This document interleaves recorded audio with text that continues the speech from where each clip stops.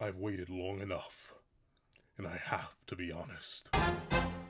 What's up, guys? That guy with a pencil here. Fun fact, I do into have it on me and keep it on me at all times. And fun fact, I have 15 minutes to tell you my thoughts on the absolute, well, not absolute. I think it's like technically based off absolute. At least I keep seeing that headline everywhere. But the Dynamite Ben 10 comic, issue 1 in particular. Obviously, we do have like more designs and alternative covers and stuff like that. But I mainly want to talk about issue 1, how I feel about it, how I feel about the art, how I feel about the character work, the character designs, all that. So let me start this 15-minute timer right now. Let's not waste any more. Let's operate. Where's the 15-minute timer? Yeah, so, you may be wondering why this video is coming out a whole lot later than the initial issue release. Especially considering, you know, as a manga guy, I probably should have covered this as soon as it dropped. And I was going to, but my reaction was so like it was such a sharp negative reaction. I was like, let me cool on it a little bit. Fun fact about me, it's very, very hard for me to hold negativity or animosity for more than like maybe like a few weeks, depending on how I feel. And obviously, you can tell it's been a few weeks. So the negative reaction, it's declined, but it's still not necessarily positive. Overall, when it comes to the Dynamite Ben 10 comic, I'm not really feeling it, if I had to say. Like, ultimately, I think the main reason I'm really in this, like, about it is because I can tell what they're going for. And I know I'm heavily biased, but I don't think knowing what they're going for, understanding how they're going for it, and seeing how it's being executed is excusing how ugly I think this comic looks. Now, you may be like, whoa, pencil man. We know Vilgax looks rough, but like, come on now. What do you mean? I just don't like the art style. And the very specific thing I have to say is the art style. The quality of the art itself, and especially the color work, is immaculate. I'm not going to sit here and deny that. As a person who has a long, hard, but a very deep vendetta against coloring and does not like to color and of himself, I will readily admit the color work and the shading and everything in terms of the art style itself is beautiful. It's immaculate. It's so well detailed and realized, but the art itself is just ugly. And I know panels like this and even some panels like that. Like there's been stuff that's been seen and mocked, and obviously there are certain alien designs like Gettable, where I'm like, oh my. But I'm just talking page to page to page to page. It doesn't look good. And let me say this, it doesn't look good from my perspective. And I think the reason I'm a lot harsher on it than I would be generally to something like a manga, a weekly manga, and or something like animation. Because I'm not going to sit here and say the original Ben 10 in any of its variations was perfectly animated. It definitely had its moments that I distinctly remember even noticing when I was younger, when I had a much less artistic eye. But I can't really excuse this. This isn't passable. It's not something I can it's not, none of this is good in terms of the artwork itself. This is the first alien transformation in the entire comic, and this is what it looks like. I'm sorry, that's just not good. it's just not good. It just doesn't look right. And here's the thing, I get it. This version of Ben 10 is meant to be a lot more like cosmic horror-esque. It's not necessarily meant to be the same heroic hero's journey that the original Ben 10 series and the reboot was heavily based on, and even arguably a lot of Alien Force Ultimate Alien Omniverse was. So I get that. They're going for something different. You can go for something different and still make it look good. For example, the Absolute Universe, the inspiration for the Dynamite Ben 10 run, as far as I've been able to tell and things I've read and I've seen, is beautiful. It's gorgeous. It's immaculate. And not just in terms of the sheer, like, work into it, especially the colors and the shadings, like that. No, like, the artwork itself is beautiful. You can pick up an Absolute Wonder Woman book, and it's going to be immaculate page to page. You can pick up an Absolute Batman book, it's going to be immaculate page to page. An Absolute Superman book, page to page. And they're all different artists doing their own unique things. And they're all going for a specific aesthetic that acts in direct contrast, or at least parallel, to the original source material. The absolute Ben 10 run, it ain't that. It's just ugly. It's just ugly. And I feel bad saying it's just ugly, right? Because that automatically comes with the assumption, especially as an artist myself, right? Oh, Pencilman, you think you could do better? No. I couldn't be a monthly mangaka. Heaven forbid a weekly mangaka. Heaven forbid a biannual comic creator or mangaka. And if I just had to do the art, I'm not saying I could do better, but I can only excuse it so much when they've had time to work on this. They looked at a lot of the panels that were done, that like they looked at these designs and said, yeah, this is what we're going for. This is what we're gonna do. I'm sorry, it just doesn't work. It doesn't work. And you may be like, well, Pencilman, you're focusing a whole lot on the artwork of it all, but how do you feel about the narrative itself, right? Sure, you may not like the character design. Sure, you think the art, for how much time they've had and just the nature of this being a monthly release schedule versus a weekly release schedule, there's not necessarily much excuse for the art, but what about the character writing? What about the story writing? What about the plot? And obviously, it's issue 1. I'm not necessarily going to go too heavily in depth on anything because there isn't too much to go heavily in depth on. This is the starting point, a new foundation, a new beginning, years upon years upon years upon years after the original Ben 10 has come out. So obviously, I know it all, but it is doing unique things. Obviously, Vilgax still being the main antagonist makes sense. You're not necessarily going to get rid of or not do him. He is, I'd say, pretty undebatably the most iconic Ben 10 villain. I think his only competition is really just original series exclusive because of Kevin's later narrative role is Kevin 11 to Ben 10, but that's about it. So I get them doing Vilgax. I get them redoing season 1 all over again. That's what it seems like. And the new elements are interesting enough. I'm very intrigued that an ultimate alien character is coming all the way back to the original series and being one of the beings looking over the Omnitrix. I do like that idea of the story being a bit more modernized. The idea that something like the Omnitrix existing would definitely catch the eye and attention of Earth, considering the nature of the device, the sheer level of power it should have been radiating, and the fact that it survived as a meteorite in entry anyway, because, you know, rocks do hit the planet all the time, but not rocks of this caliber. So I do like all that, but it doesn't, once again, I'm sorry, I keep going back to the art. It doesn't really do that, but before I go back into the art entirely, I say, I've kind of seen it all before, so doing it again, but uglier, is not really going to do it for me.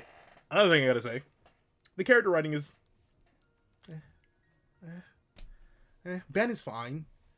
Ben is fine. He's a bit meaner, but like, hey, I'm fine with that. This series is meant to be a lot more like grittier in terms of presentation and I suppose character writing, obviously by the nature of it being more cosmic horror. Just look at the Omnitrix. That thing's not normal. So like obviously it's gonna be a little bit gruffer and rougher, and I'm fine with that. And I do like some I do like some of the basic I like some of the base interactions, and I do like how Ben's reaction to the Omnitrix is a lot more like terrified yet engaged. I do love the original classic reaction where he looks at it, he's amazed by it, he presses it down, turns it, the heat blast, and loses everything. But very specifically in this instant where he's transforming so consistently and so fast, and very specifically the idea that he doesn't have really any, not just understanding, but control over the watch, and the watch itself is sort of like manifesting and demanifesting. Like, I like that aspect of it. Honestly, the most interesting character in the most interesting character in the first issue is the Omnitrix itself. Once again, we don't know how much they're pulling from the original series. They're pulling characters like Colonel Rosum from Ultimate Alien, but we don't know if Xylene is a thing in this universe. We don't know if the watch was once again initially supposed to go to Max. We presume that Max is a plumber. Like, all that characterization is the same. Like I said, it is all the same run of original series ideas. But in that same case, we don't know any of that. And I almost do like, actually, if the watch is meant to be more cosmic horror and just the elements in the narrative itself, I kind of don't mind if we're going to completely erase Azimuth as a concept and go with the idea that the watch just exists and it latched on to Ben and it's like literally trying to override him. I like that. That's interesting. That's the most unique, interesting thing. I know people are going to be like, well, what about the Robo-Bear? What about the Robo-Bear? I don't care. It's either Dr. Animo or I don't care. But once again, that's like the issue 1 of it all speaking. In terms of my general interest in the further issues, I'm going to read them. I am a massive Ben 10 fan, despite, shockingly enough, having no merch of it. Like that's very like you could say I have a heavy addiction to Kingdom Hearts, and like I have a bunch of merch representing that, but I don't really have any Ben 10 merch, and I don't. Like, I mean, maybe I'll find some eventually. I think I have like some old statues, but that's about it. But essentially, they got me. I'm not gonna look away, but it's gonna be hard to look at, and that's the main thing. If I had one hope, because I get it, we're redoing the original series again. We've seen this arc twice, really, in the original series, and then again in the reboot. I haven't watched the reboots. I don't actually know if they did it one for one in the reboot, but I presume. But the main thing I'm hoping for, I hope the art gets better. I'm not necessarily going to critique the aesthetic too much. Like I said, I understand what they're going for. I understand the inspirations of it. I understand the design and character detail changing and stuff like that. I got all that. Do I like the way Max looks?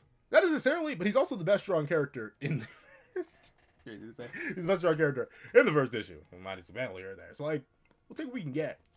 But the art itself, I want it to be cleaner. Now, note how I say cleaner, not necessarily less freakified. One of my favorite aspects to think about from a rational level of the Ben 10 universe and stuff like that is how insane it would be to have an Omnitrix literally biologically bound to you and constantly manipulating your genetic structure, and the possible weirdness that it would be to mutate and transform into different species. And I do like that the comic is preserving that with the in-between shots of Ben's transformations. That's very, very neat. I'm glad that they are doing that. And I'm fine with those being ugly, just because the sheer nature of it. Heck, I don't think traumatized me when I was younger. But that aside, I want someone, I don't know who it's going to be, but I want someone to make it feel a bit more streamlined. Isn't the word.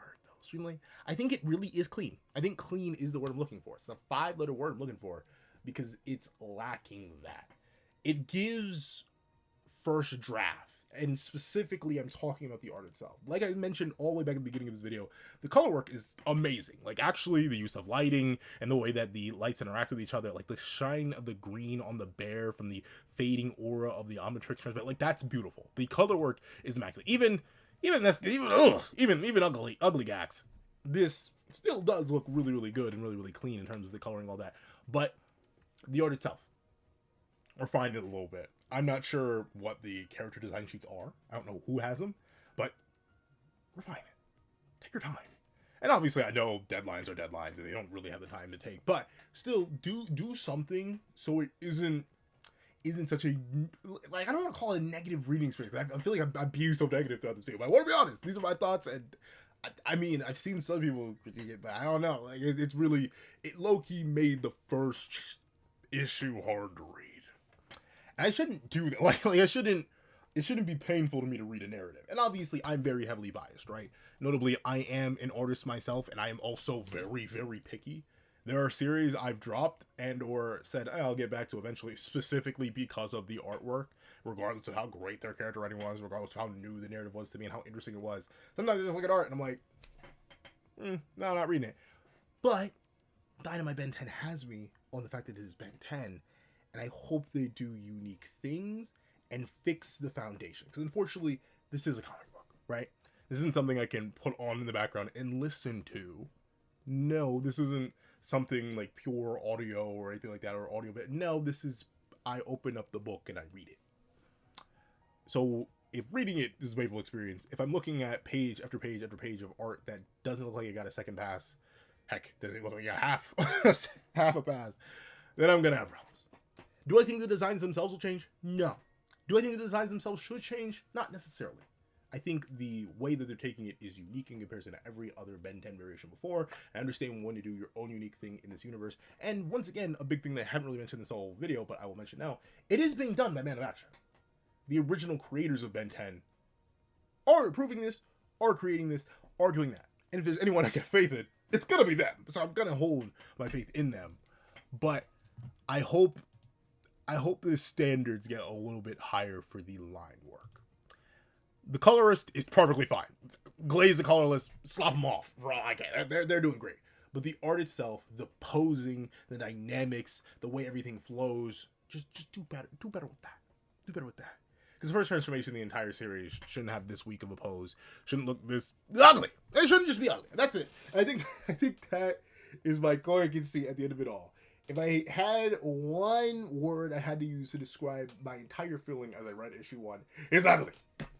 Exactly. And that's inexcusable for a comic that should have all the backing it needs, a good chunk of time, and a schedule that should allow it to be better. This isn't some small little indie studio doing its best with a brand new IP. No, it's one of the most solid IPs there is. Make it look better. Get some of that like comic cover art to your work. Like the cover art that we've seen for a lot of the aliens, yeah, that's good. That's fantastic. This, stuff like this, sure, the designs themselves still do bother me, but it still looks clean. Get that in the comic itself. But with it being the case, I'm out of time. So please, let me know what you guys think about the first issue, about the art style. Do you guys think I'm crazy? Do you guys think I'm being too mean, a little bit too harsh? Man, if you thought, I feel bad though. If you think I was being too mean or too harsh in this, you didn't know hear my conversation with my fellow Pentano boy. After reading this comic, bro, it was not a fun discussion. But would that be the case? If you made a like in this video, please do me a favor and leave. And then there were 10. And then there were 10 in the comment section down below. I want to thank you so much for watching. Leave a like, share, comment, and subscribe. Make sure that leave notifications so you don't miss out on any videos that come to the channel. Also, I'm going to have a Patreon down below. You can support me for as low as $1 a month to get things like exclusive videos, early content, and more. And so now become a member of the channel for as low as $3 a month to get the same perks and more. Some of those perks include the live reactions, go to the Tuesday to review, I do reactions of all my videos, early reactions to all my videos, early reactions not just all my videos on the main channel, but all my videos on the second channel. That go link in the description down below. I post every Saturday at 1 p.m. EST over there. 45-minute 2-hour-long reaction videos. You get early access to that, especially members as well. On top of that, I do my Twitch down below. It's every Friday, 8 p.m. EST to the best of my abilities. Sometimes I can't though. And on top of that, I do a link to my Ko-fi down below. Where you drop 5 minutes to a short video, 20 videos, a long video, or any views at all. Any support is always greatly appreciated. And I want to thank you so much for watching once again, and I hope you guys have a wonderful day. This is That Guy with the Pencil, writing off.